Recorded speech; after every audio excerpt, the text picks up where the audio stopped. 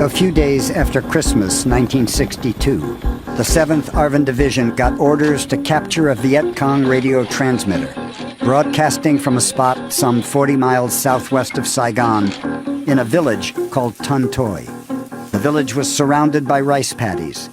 An irrigation dike linked it to a neighboring hamlet, Ap Bac. Intelligence suggested no more than 120 guerrillas were guarding the transmitter. John Paul Vann helped draw up what seemed to be a foolproof plan of attack. Supported by helicopters and armored personnel carriers, some 1,200 South Vietnamese troops would attack the village from 3 sides.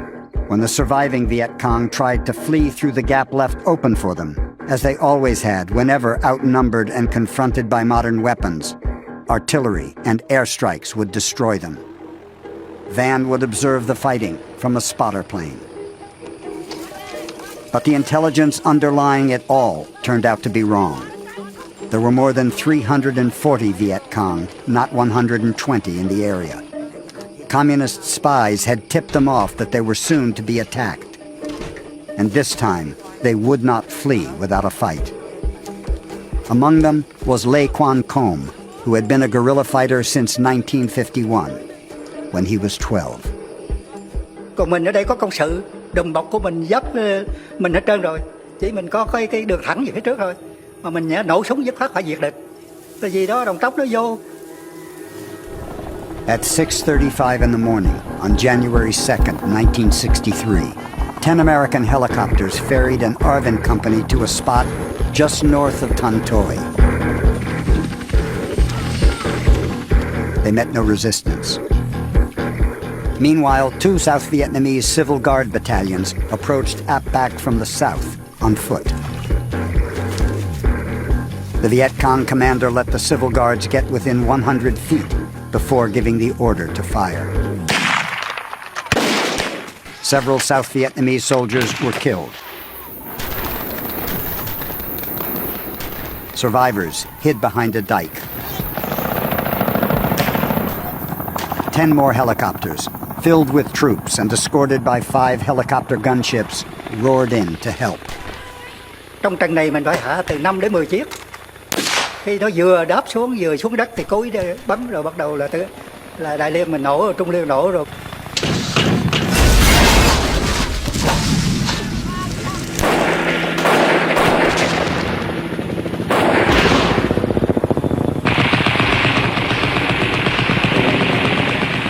Viet Cong machine guns hit 14 of the 15 aircraft. 5 would be destroyed, killing and wounding American crewmen. Lúc đó không còn cái vụ sợ giặc nữa.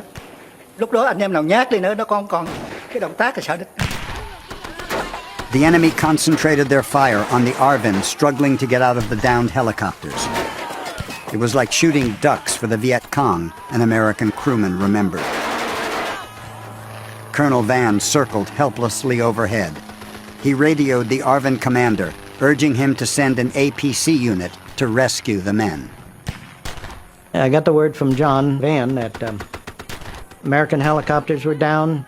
They were right in front of the Viet Cong positions. We had Americans killed and wounded, and we had to get over there right away. Like Vann, Captain Scanlon was only an advisor. Captain Lee Taung Ba, his ARVN counterpart, would have to give the order to advance. Scanlon liked and admired him. I turned to Ba and said, hey, you got to get over there right away. And Ba said to me, I'm not going. Ba's superiors within the ARVN, far from the battlefield, had told him to stay put. And John Vann, my boss, was screaming at me over the radio to get them over there. It took Scanlon an hour to convince Captain Ba to move. Another 2 hours were lost before the APCs could make their way through the paddies toward the trapped men. The firing had died down. Everything was quiet. You could see the open expanse of rice fields, and my reaction was, hey, it was all over. The first 2 APCs dropped their ramps.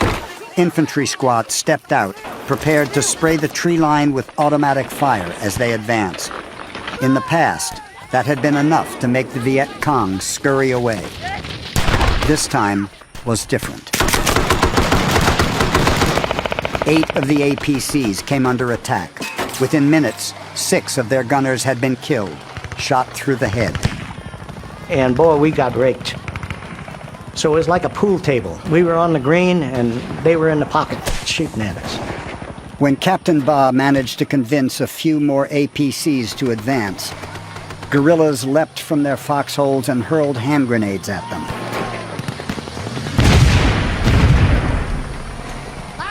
None did any real damage, but the drivers were so demoralized that they halted, turned around and withdrew behind the wrecked helicopters. From his spotter plane, Van begged the Arvin to make a simultaneous assault on the enemy by all the remaining ground forces. Arvin commanders refused.